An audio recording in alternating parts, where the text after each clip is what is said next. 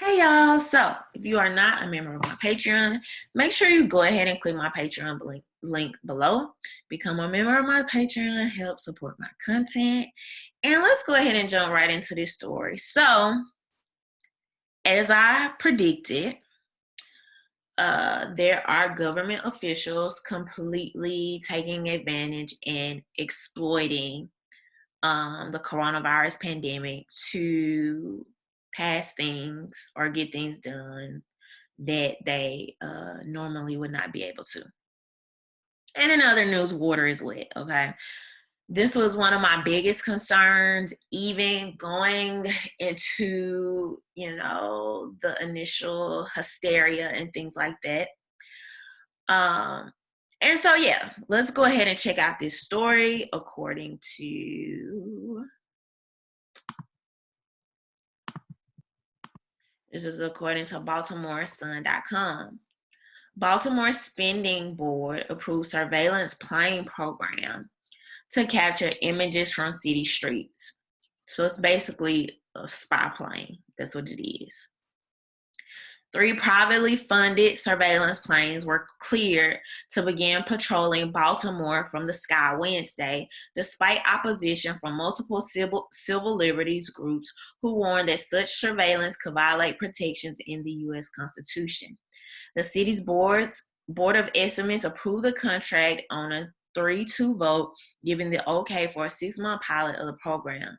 It allows the planes to collect images of the city to help investigate murders, non-fatal shootings, armed robberies, and carjackings. The planes, their pilots, analysts, and hangar space will be funded by wealthy Texas philanthropists, Laura and John Arnold, through their organization, Arnold Ventures. The technology is capable of capturing images of 32 square miles of the city for a minimum of 40 hours a week. Under the deal, the Arnolds will pay for grants to enable independent researchers to study whether the program has an impact on Baltimore's violent crime rate. The city has suffered over 300 homicides annually for the last 5 years. Civil liberty advocates were sharply critical of the plan during the board meeting, which was conducted via conference call due to the COVID-19 outbreak. David Roach, an attorney for the American Civil Liberties Union of Maryland, said it was absurd for the board to consider the plan, which includes the most far-reaching surveillance technology in the country, during the viral outbreak. Baltimore, like the rest of Maryland, has been under a stay-at-home order since Monday in response to the virus. So I'm going to go ahead and just link this article below so you guys can continue reading it. I'm starting to wonder what stake do these philanthropists have in such ventures that tramples on people's privacies? Why do these private philanthropists keep donating to such causes? I don't know. That's probably a different subject. But so first of all,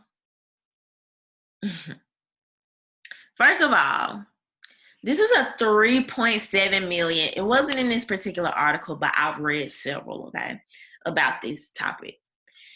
This is a $3.7 million project.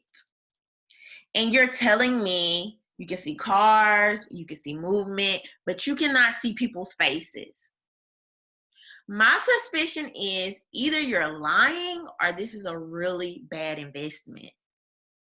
Otherwise, we've often seen how they go as far as to trample on people's liberties, and after these outbreaks, research, pandemics, whatever you want to call it, they never roll back. We already know how these are going to be used. I think that a lot of these agencies are either getting super lazy or they're just trying to use all this surveillance as an excuse to over police people. it's one or the other, or maybe a little bit of both. However, my question to you guys is, how far does it go? How far does the surveillance thing really go? I've been talking about this for a while with, how these different companies, these different organizations are using our privacy, stealing our data, surveilling us through our own devices and others people's devices. So how far does it go? How much privacy do we trade for safety? And historically, has it typically worked? And who draws the line? And where is it drawn? I don't know. There's just some questions I have, but y'all see. You see what's happening. And this is going to continue to happen. So just be aware. We're moving closer and closer to a full on police state, a surveillance state. That's what it is. That's what we're moving towards. It can't be ignored at this point. Those are my thoughts. Leave your thoughts below. Don't forget to subscribe. Bye.